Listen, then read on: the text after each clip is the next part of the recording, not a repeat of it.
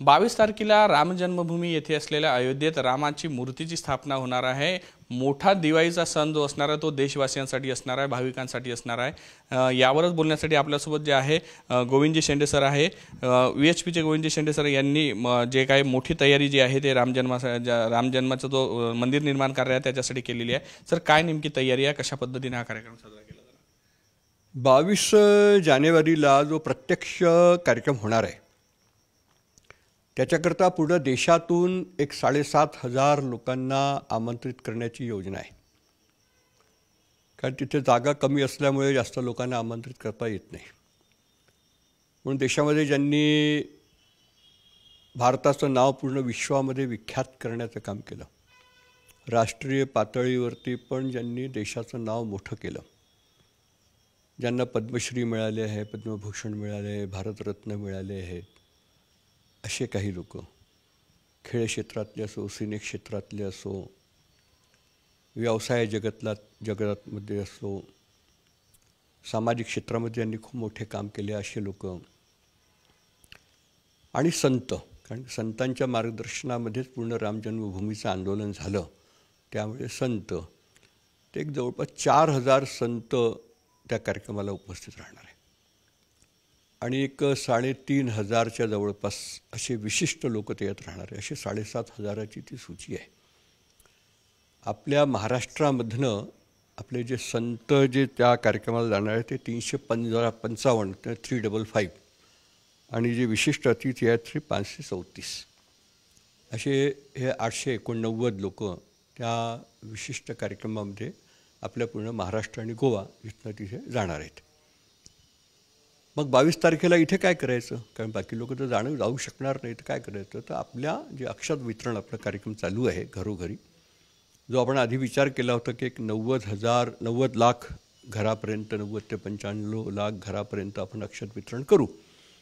पण आता समाजामध्ये जो उत्साह निर्माण झाला त्याच्यामुळे अनेक संस्था, भजन मंडळ, रामायण, गीता, काही गणेश उत्सव, दुर्गा उत्सव, शारदा उत्सव, समाजातले अन्य लोक हे आमच्याशी संपर्क करत आहेत। त्यांनी आम्हाला आग्रह केला की आमच्या इथे अक्षत वितरणाकरता आम्हाला तुम्ही द्या, तर त्यांना आम्ही अक्षत आणि फोटो आणि पत्रक त्यांना दिले आहेत, ते आपल्या आपल्या ठिकाणी करत आहेत।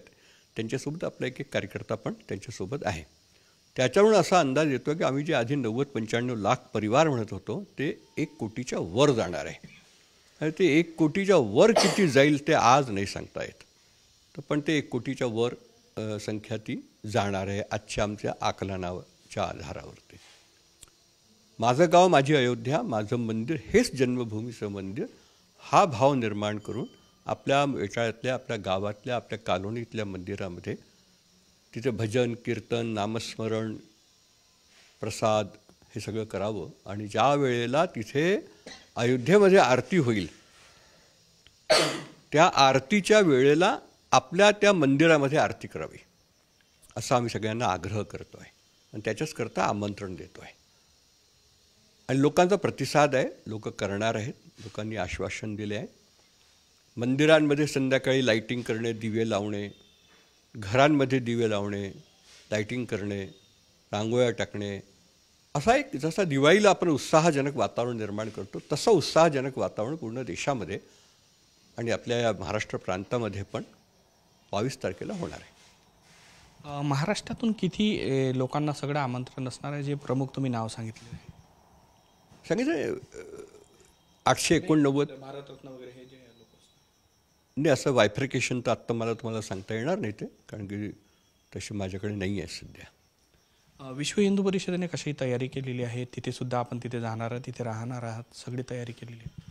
जे लोक येणार आहेत त्यांच्यासाठी तिथे टेंट सिटी बनवली आहे, टिनेचे टेंट बनवले आहेत, आतून कपडे लावलेले आहेत। एका टेंटमध्ये 3 पलंग आहेत, अटॅच लाईट बाथ आहे, काही याच्यामध्ये 5 पलंग आहेत, 6 पलंग आहेत, जशी आवश्यकता असेल त्याप्रमाणे ते अलॉट केल्या जातील।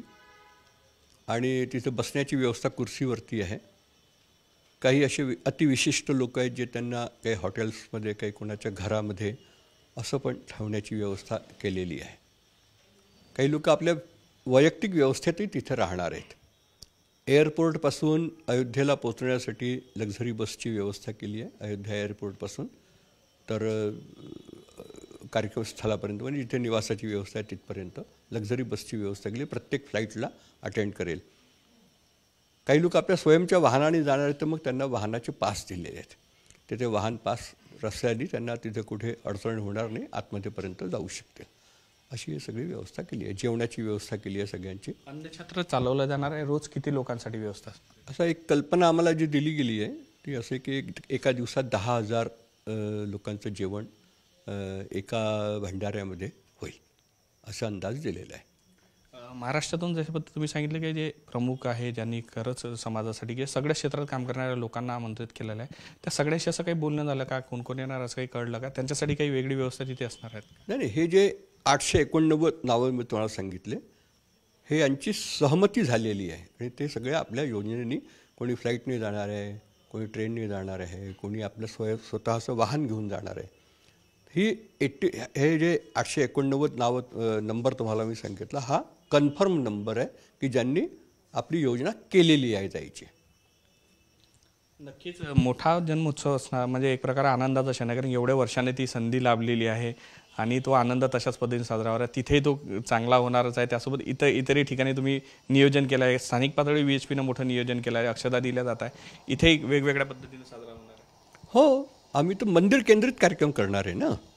तर प्रत्येक मंदिरामध्ये आम्ही कल्पना अशी का छोटं असो की मोठं असो मोठ्या मंदिरात मोठे कार्यक्रम होतील छोट्या मंदिरात छोटे कार्यक्रम होतील पण प्रत्येक मंदिरामध्ये कार्यक्रम झाला पाहिजे. प्रत्येक मंदिरात दिवे लागले पाहिजे लाईटिंग झाली पाहिजे आरती झाली पाहिजे प्रसाद वाटणं केला पाहिजे. तिथल्या मंदिर परिसरातल्या लोकांनी तो उत्सव साजरा करावा अशी आपली कल्पना. म्हणून म्हटलं की मेरा गाव मेरी बस्ती मेरा मोहल्ला मेरी कॉलोनी यही अयोध्या है.